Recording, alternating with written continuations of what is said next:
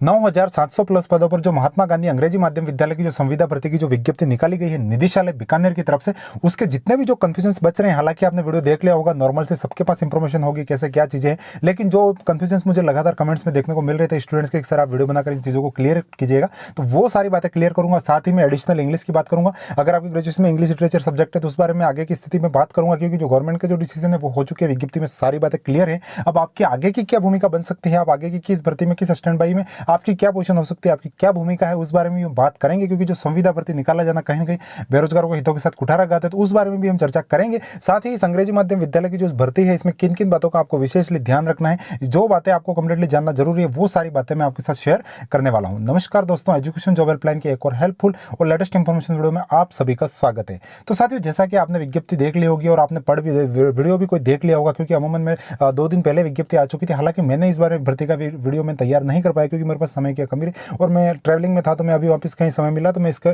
जो है video create करके आपकी जो कंफ्यूजन है वो दूर करने की कोशिश कर रहा हूं। तो बेसिक सी इंफॉर्मेशन आप सभी के पास में होगी। जो महात्मा गांधी अंग्रेजी माध्यम विद्यालय बजट घोषणा के तहत राजस्थान सरकार में खोले गए थे, जो राजस्थान सरकार ने, उन सभी विद्यालयों में जो शिक्षकों की जो पूर्ति है उसको करने के लिए गवर्नमेंट की तरफ से एक तो बेरोजगारों के हितों पे जो मतलब कुठाराघात का ये रास्ता निकाला गया है, क्योंकि यहाँ पर इसकी जो बात की जा रही है वो संविदा भर्ती की बात की जा रही है। इसमें जो हालांकि पे आउट की बात करूं मैं, वेतनमान तो आपको 16,900 रुपये मिल रहे हैं। कब तक मिलेंगे? 9 साल तक उसमें 16,900 रुपये। 9 साल के बाद फिर आपको जो संविदा भर्ती के नियम है उसके तहत आपको 29,600 रुपये दिए जाएंगे। तो हालांकि अगर किसी के घर के पास जॉब मिल रही है तो वो कर रहा है, वहां तक तो ठीक है, लेकिन इस भर्ती की जो मैं बात बता दूं आपको, अगर आपको अभी तक नहीं समझ में आई, तो इसमें आपको जो फॉर्म भरवाए जा रहे हैं वो राज्य स्तरीय मेरिट के लिए भरवाए जा रहे हैं। आपको जो फॉर्म अप्लाई करेंगे, आप SSO ID पर जो जाकर आपको फॉर्म अप्लाई करना होगा।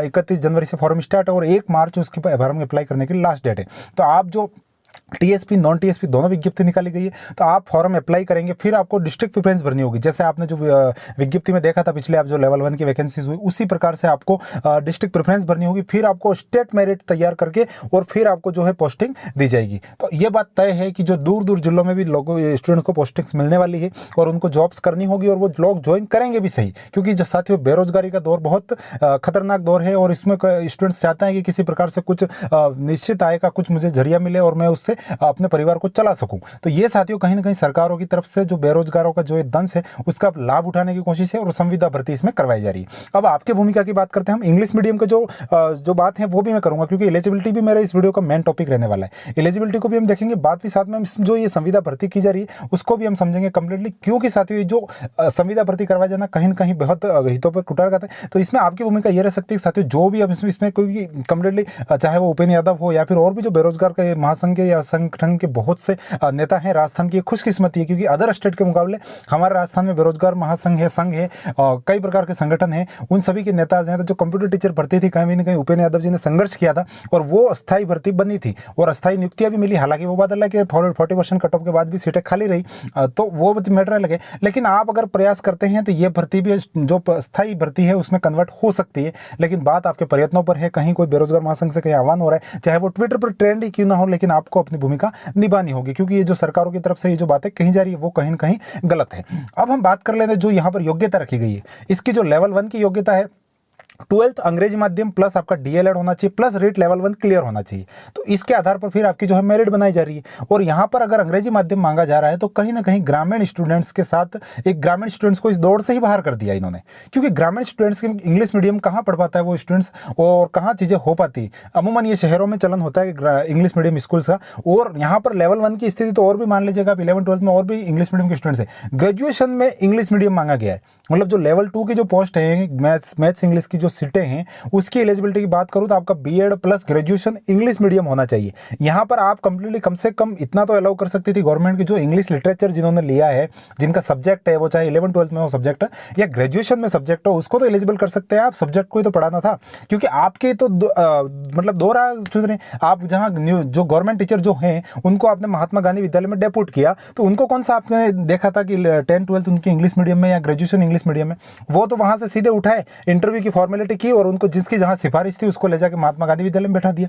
तो आपकी वहाँ उन टीचर्स को, जो गवर्नमेंट टीचर जो नियुक्त हैं, उनके लिए अलग नियम है। आप जो बेरोजगारों के साथ जो ले रहे हो, आप उनके साथ उनका अलग नियम ले रहे हो। तो ये तो कहीं ना कहीं मतलब आपके भेदभाव की नीति का आपको परिचय दे रहा है। तो इस बारे में आपको भी मतलब स्टूडेंट्स को भी ये भी मांग इंक्लूड करनी पड़ेगी कि केवल इंग्लिश मीडियम नहीं, जिनका भी इंग्लिश लिटरेचर सब्जेक्ट है, चाहे वो एडिशनल इंग्लिश लिटरेचर से कर रखी है, उनको भी इसमें भर्ती में इंक्लूड किया जाए और उनको भी पात्र माना जाए। केवल ऐसी बात नहीं है कि केवल इंग्लिश मीडियम वाले ही हैं। और इंग्लिश मीडियम अगर रहता है तो मैं आज भी कह रहा हूँ और कल भी है कि इंग्लिश मीडियम ग्रामीण जो परिक्षेत्र के बच्चे हैं बिल्कुल ही रेस से बाहर हो जाएंगे।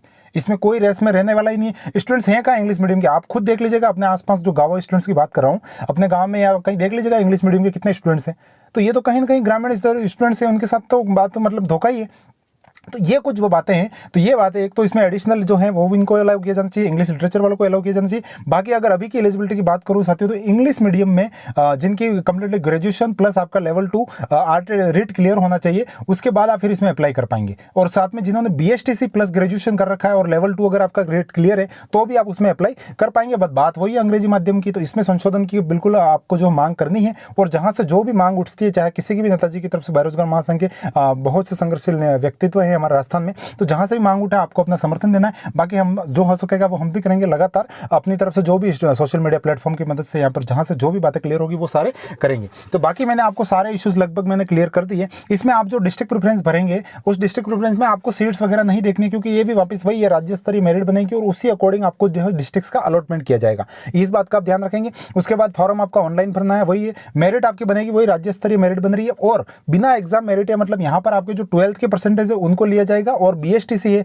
या फिर आप लेवल 2 के लिए अप्लाई कर रहे हैं तो आपके B.Ed प्लस जो आपका ग्रेजुएशन के परसेंटेज है उनको उन पे इंक्लूड करके फिर उनकी मेरिट है वो निकाली जाएगी। तो मतलब शैक्षणिक के 75%, प्रशैक्षणिक के 25% लिए जाएंगे, और उसके बाद लेकर फिर उसका आपका परसेंट जो मेरिट है वो तैयार की जाएगी।